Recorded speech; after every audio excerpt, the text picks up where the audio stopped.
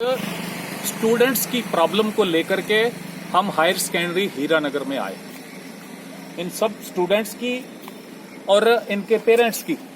ये डिमांड थी कि जिन स्टूडेंट्स का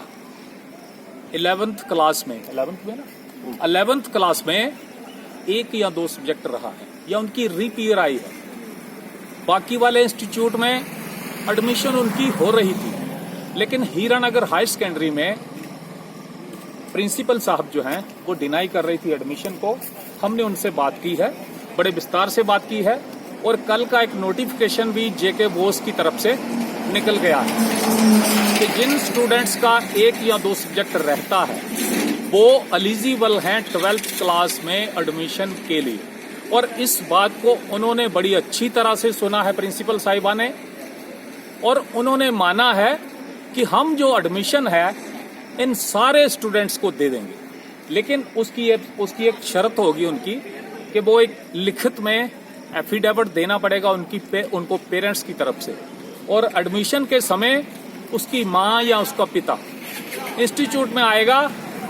उसको एडमिट करवाएगा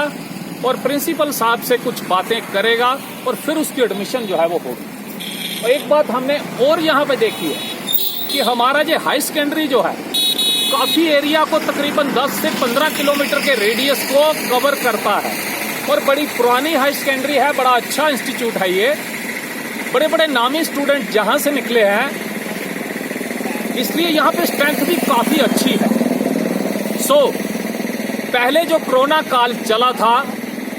उसके मद्देनजर जहां पे कोरोना वैक्सीनेशन सेंटर बनाया गया था, लेकिन अब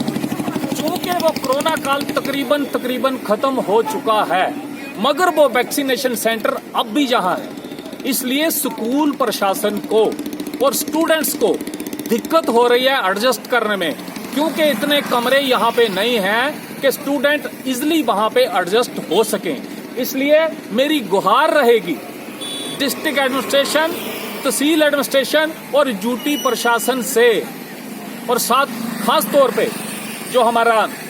हॉस्पिटल एडमिनिस्ट्रेशन है, डीएमओ साहब से भी मेरी गुहार रहेगी कि वैक्सीनेशन सेंटर, आपको वहां पे रश भी नहीं है, एक आध लोग आते हैं वैक्सीनेशन के लिए,